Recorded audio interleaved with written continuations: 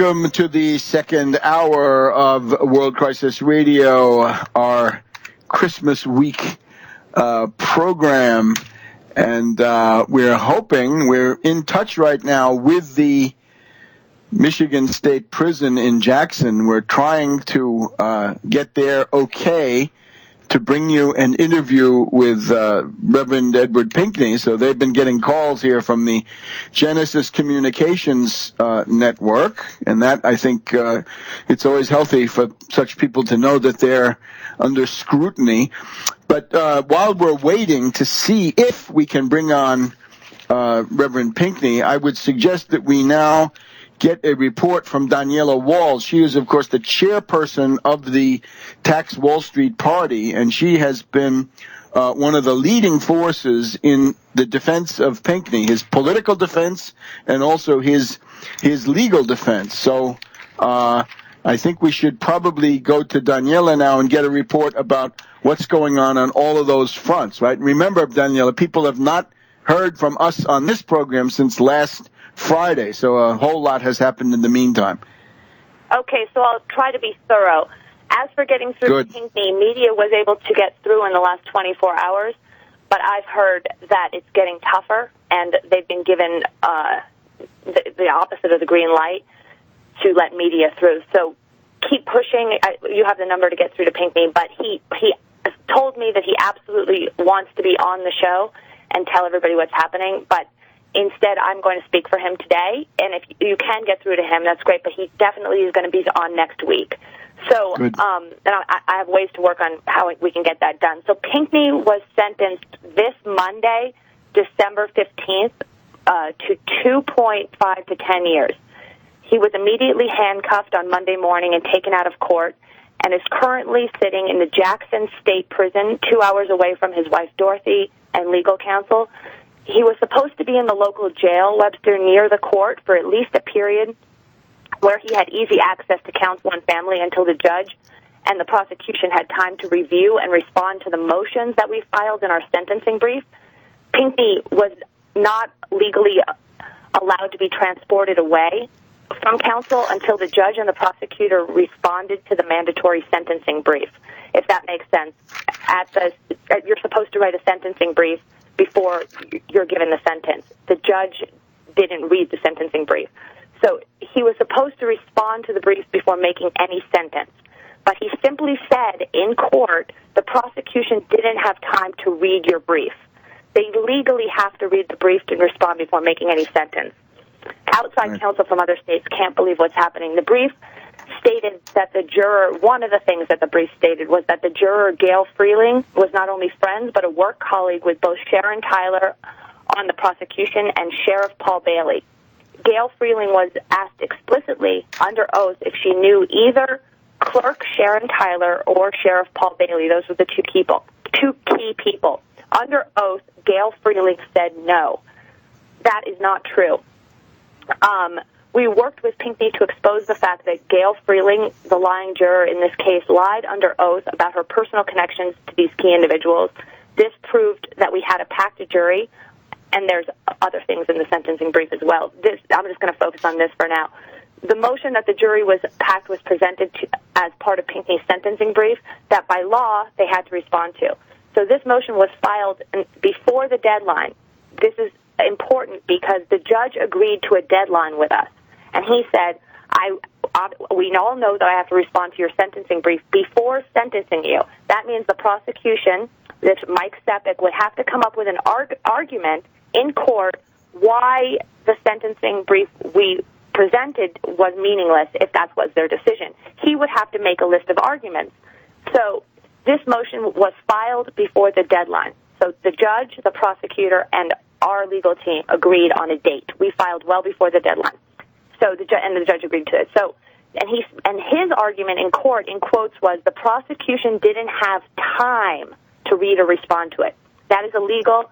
We agreed to a deadline. We were before it. He says we didn't have time to read it. They have to respond, and in fact, they have to respond. So in fact, right now they are responding, Webster. That's why it's important that we keep up the international media pressure and the national media pressure. This is no time to go soft. they should have had Pinkney in the local jail so he could talk to his lawyer right near the courthouse while they responded to the sentencing brief, and then they could overturn the sentencing, give a new trial, throw it out. There's a myriad of things that can still happen.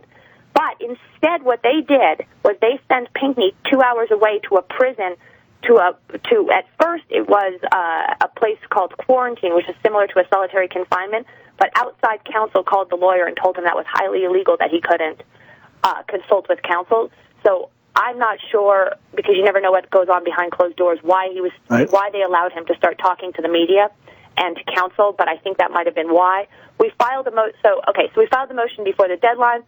The judge, and so right now they're currently responding to it, so do not keep up the pressure. So the judge and the prosecutor, Mike Stepik, know that they have to respond, and they are responding.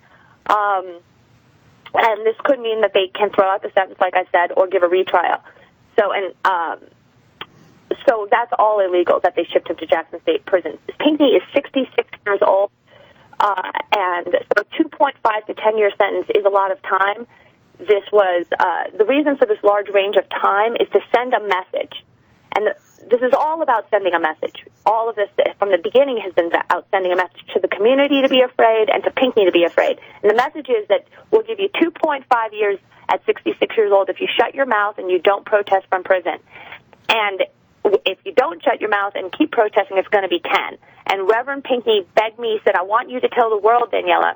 He calls me Danielle. He doesn't do the A, but he goes, Danielle, you tell the world. Do not give in to their fear tactics. Do not stop anything. We are fighting a larger war to tax Whirlpool, which pays no taxes to the city or federal income tax while the community suffers in Benton Harbor. The larger war he speaks about is to restore democracy and racial justice to Michigan cities and free trade, bring back American manufacturing, jobs, etc. So he said, do not give in to their fear tactics. Benton Harbor is in worse shape, but Benton Harbor is a microcosm, make no mistake about it, of America and what America is going to look like if we don't fight back now. This is the fight. It's a vision of things to come. Benton Harbor is Pottersville from It's a Wonderful Life.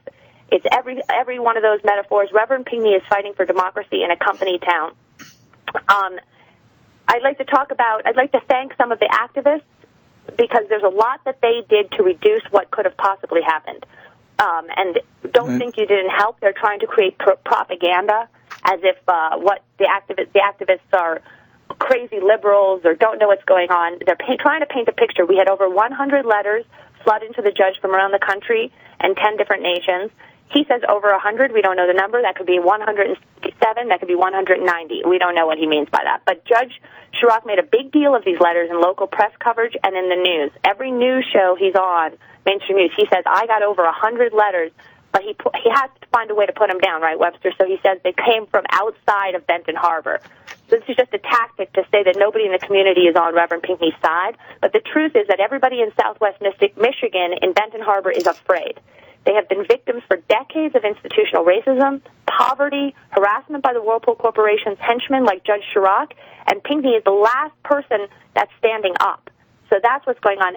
And he had 50 or more people outside the courtroom, and Dorothy reported to me that the court room was packed, and outside the courtroom on the street, or the courthouse, on the street, there were over 50. So I don't have a total count on that.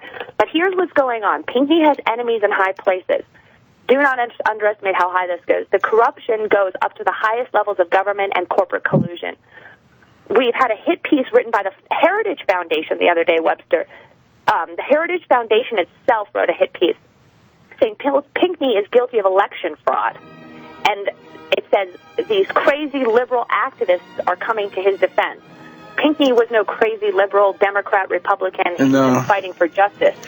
This article was clearly written by somebody which interested me. Well, we know, Daniela, I went through, Hans von Spakovsky is a well-known hack. He's been on C-SPAN. He's all over the place.